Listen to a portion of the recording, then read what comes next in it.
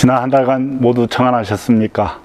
실상사는 불기 2564년 부처님 오신 날을 잘 회양하였습니다. 오늘은 부처님 오신 날과 지리산 천일결사에 대해 말씀을 드려볼까 합니다. 코로나19 사태로 수많은 사람들이 병들고 희생되었고 전염 경로나 진행 속도를 짐작할 수 없는 상황이라 마음이 편치 않았습니다. 코로나19로 사회적 거리두기를 계속하니 한없이 복되고 즐거운 날이지만 행사를 많이 축소할 수밖에 없었습니다. 실상사는 해마다 마을과 함께 부처님 오신 날을 보냈습니다. 하지만 이번 부처님 오신 날은 예년과는 많이 달랐습니다. 실상사 작은학교 아이들이 절에 내려와 이곳저곳 도미 역할을 톡톡히 해줬는데 혹여 아이에게 코로나가 전염될까 염려돼 작은학교 아이들의 참여도 자제시켰습니다. 마을 여성 모임에서 연극도 할 계획이었는데 그것도 다음으로 미루었습니다. 아쉽고 허전한 마음에 부처님 오신 날 인사말을 준비하며 어떤 말씀을 드려야 희망의 메시지가 될까 고민이 되었습니다. 딱히 떠오르는 생각이 없이 기운이 빠지기도 하더군요.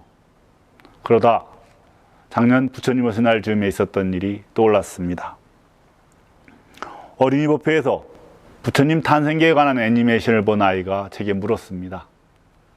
스님, 부처님은 잘난 척쟁이에요? 법회에 온 아이는 부처님 나와서 처음 하신 말씀 천상천하 유화독존 삼계계고 아당한지를 어린 시다르다가 똑똑해서 잘난 척한 것으로 여긴 것입니다. 부처님의 첫 말씀이 왜 천상천하 유화독존 삼계계고 아당한지였을까요? 하늘이 하늘 아래 오직 나 홀로 존귀하다. 삼계가 모두 고통이니 마땅히 이를 편안케 하리라는 말씀을 제대로 살피지 않으면 아이처럼 나만이 존귀하니 나를 따르면 내가 편안하게 해주겠다고 여길 수 있습니다. 말에 의지하지 말고 뜻에 의지해야 합니다. 부처님의 첫 말씀이 새삼 깊은 울림을 줍니다. 아이는 유화독존의 즉 나를 시타르타 개인이라고 들었지만 본뜻은 하늘이와 하늘 아래 무생명 모두 존귀하다는 것입니다. 부처님이 오신 것은 우리 각자는 세상에 하나밖에 없는 존재라는 깨달음을 주시며 누구라도 저다움을 지니고 있으니 자신을 귀히 여기는 마음으로 상대도 극진히 섬긴다면 고통에서 벗어나 편안하게 되리라는 뜻입니다. 코로나19 덕분에 우리는 깨달았습니다. 지구별 무생명이 나와 긴밀하게 연결되어 있는데 그걸 알지 못한 무명으로 인해 자연을 파괴하고 사람을 병들게 하고 사회를 멈추게 했다는 것을 말입니다. 제대로 알지 못하니 인간이 지구별 대장인 줄 알고 마구잡이로 파괴하고 개발하며 소비하는 어리석은 문명의 삶을 살게 한 것이죠. 이제 작은 생명도 나와 그물의 그물꽃처럼 연결되어 있다는 것을 알았습니다. 그럼 무엇을 어떻게 해야 우리들이 깨달은 대로 살아갈 수 있을까요? 이 귀한 깨달음을 우리가 어떻게 해야 잊지 않고 이어갈 수 있을까요? 저는 우리의 인사법이 떠올랐습니다.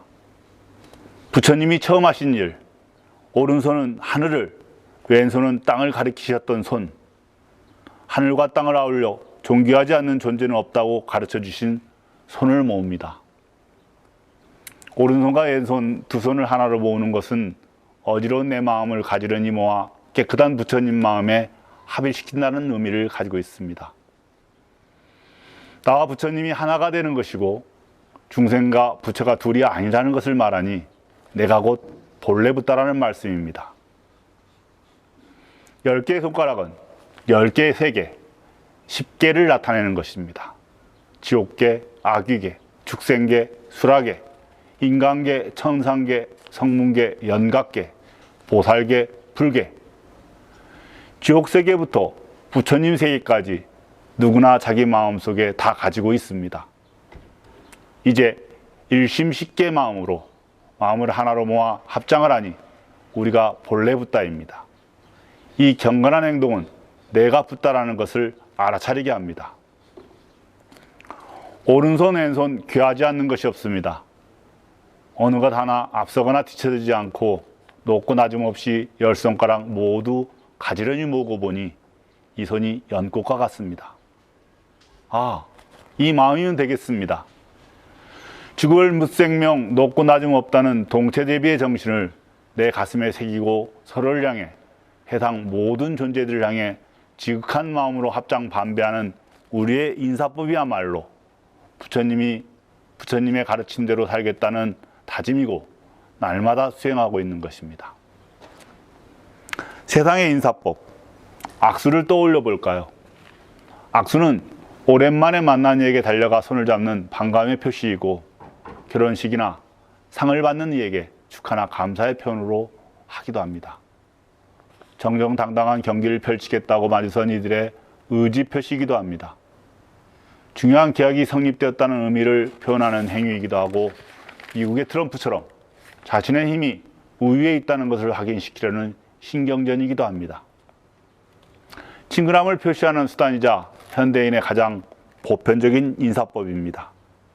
하지만 의학자 그레고리 폴란드는 악수를 권하는 것은 생화학 무기를 꺼내는 것과 같다고 했습니다. 악수로 인한 바이러스의 전염을 강력하게 경고하며 악수를 금지하라고 말합니다. 다른 인사법도 마찬가지입니다. 친근함을 표시하는 포옹, 서로의 양보를 번갈아 맞대는 프랑스식 인사인 비주, 코를 맞대 문지르는 레스키모 키스, 응원과 축하의 의미가 담긴 하이파이브, 이 모든 것들은 악수와 함께 가장 위험한 인사법이 되었습니다. EBS 지식 채널에서는 악수의 종말을 이야기하며 우리의 보편적 인사법 모두를 금지해야 한다고 합니다. 그런데 이 인사법을 가만히 들여다보면 모두를 아우르는 인사가 아닙니다. 나와 너 오직 둘만이 가능한 인사입니다. 그러나 우리 합장은 어떻습니까? 사람이 몇이든 모두를 아우르는 인사입니다.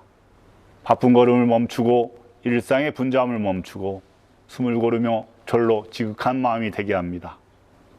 내 몸을 굽혀 본래 붓다이신 그대에게 인사를 하는데 어찌 나 혼자만 귀하다 하겠습니까? 붓다이신 그대가 찾아와 합장하는데 어떻게 극진히 대하지 않을 수 있습니까? 부처님 가르침대로 사는 가장 쉬운 방법입니다. 참 좋은 인사가 아닐 수 없습니다.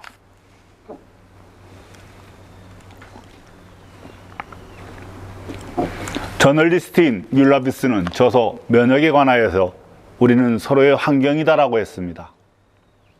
내가 백신을 맞는 건 내 몸을 보호하는 효과와 함께 백신을 맞을 만큼 충분히 건강하지 못한 누군가의 몸을 보호하는 행동이라는 것입니다. 어느 사회나 의학적으로 1, 2% 정도의 사람들은 백신을 맞을 수 없다고 합니다. 심각한 기저질환으로 면역력이 약한 상태의 사람들에게는 백신도 위험하기 때문입니다.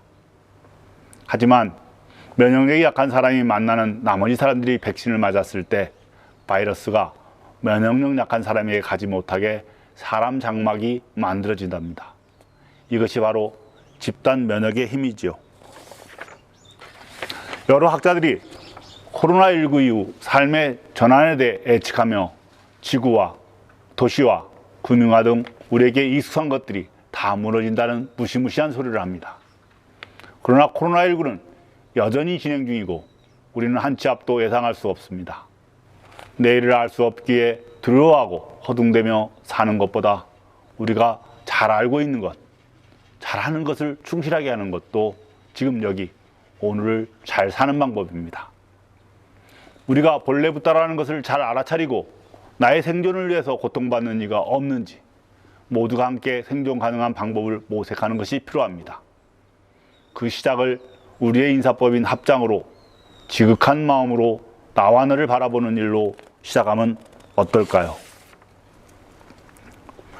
우리 불자님들이 부처님의 첫 가르침 선상천하 유아독존 3계계고 아당한지 나는 세상에 하나밖에 없는 우주적 존재라는 깨달음을 주시며 누구라도 저담을 지니고 있으니 자신을 귀히 여기는 마음으로 상대도 극진히 섬긴다면 고통에서 벗어나 편안하게 되리라는 가르침을 잘 새기며 서로에게 합장하면 부처님의 가르침이 사회의 백신이 되고 면역력이 되어 우리 사회에 선한 장막을 만들 것이라는 희망을 가지고 옵니다.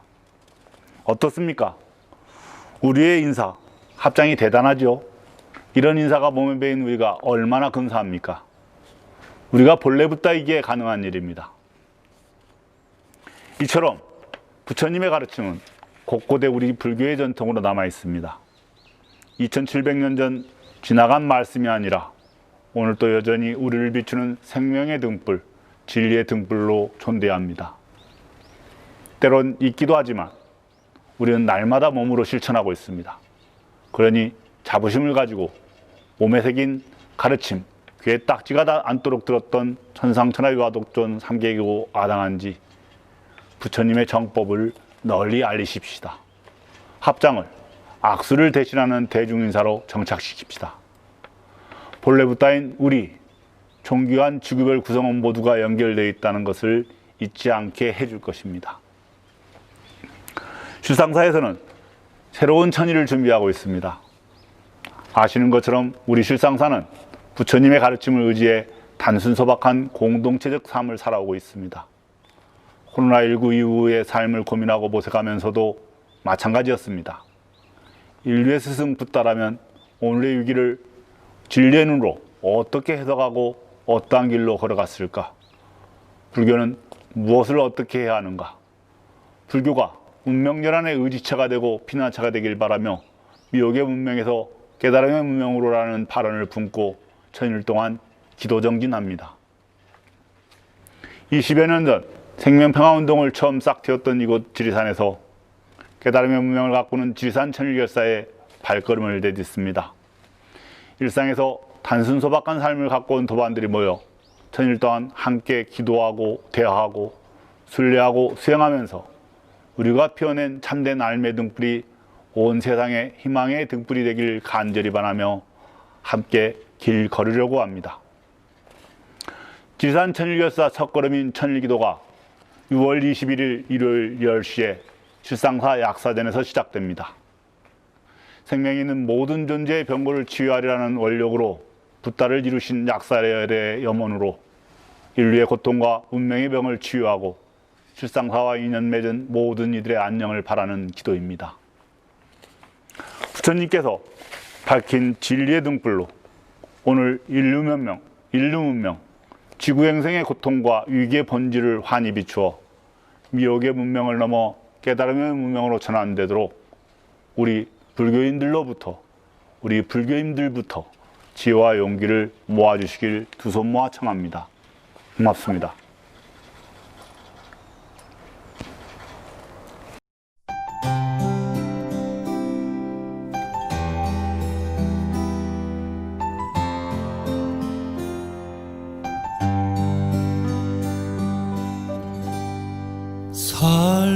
살레골 고운 햇살 실바람 속에